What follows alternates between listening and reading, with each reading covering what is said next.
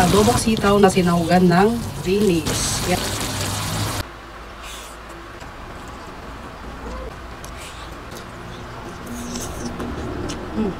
So, ayun mga katrops, ayan, tara, magluto tayo ng adobong sitaw na sinahugan ng dilis.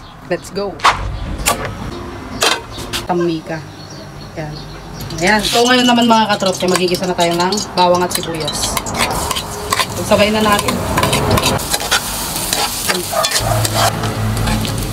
Nag-golden brown na nga ito, kaya naman, pwede na natin ilagay dito yung ating pangsahog na dilis.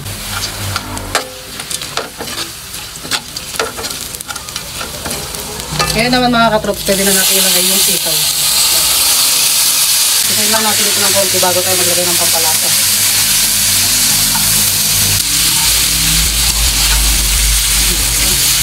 Lagyan na natin ito ng pampalasa mga katrops. Pamintang pino, seasoning granules, toyo,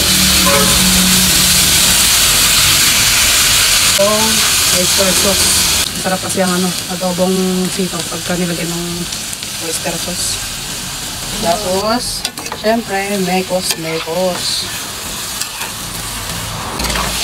Baka pwedeng pasusyar na rin mga katrops. Pwede na tayo maglagay ng tubig na water. Isang baso lang. Kapag ganito na kumukulo mga katrops, ay pwede na nating lagyan ng sukal. Pampabalance ng lasa. Para hindi ganong maging maalat. Siyempre, haluin natin mga katrops. So, dahil medyo matigas pa yung sitaw, ayan muna natin siyang kumulo bago natin lagyan ng suka. Ayan, check na natin kung malambot na yung sitaw. Ayan, malambot na, kaya naman pwede na natin lagyan ng suka.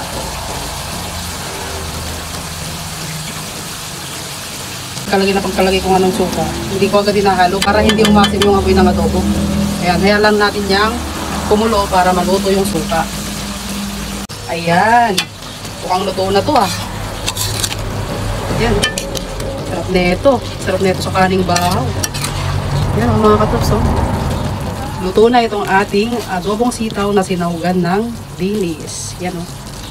Siyempre, tikman natin yan kung tama na yung lasa.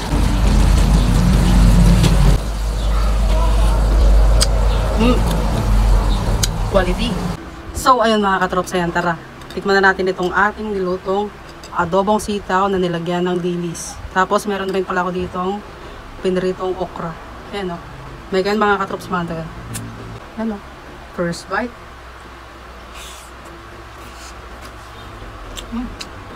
Okay rin palang gawin pang sahog yung dilis ah.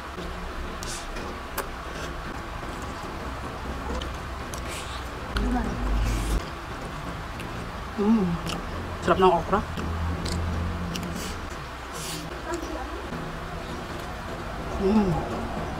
Sarap. Kung ako sa inyo mga katrops, try na rin magluto ng adobong sitaw, tapos huwag yung baboy yung isahog nyo. Try yung sahugan ng dilis tulad nitong ginawa ko.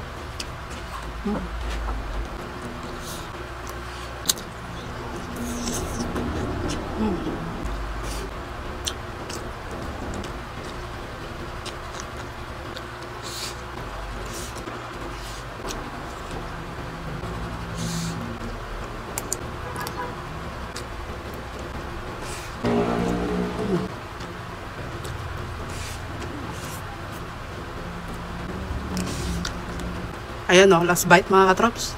Last bite. Quality.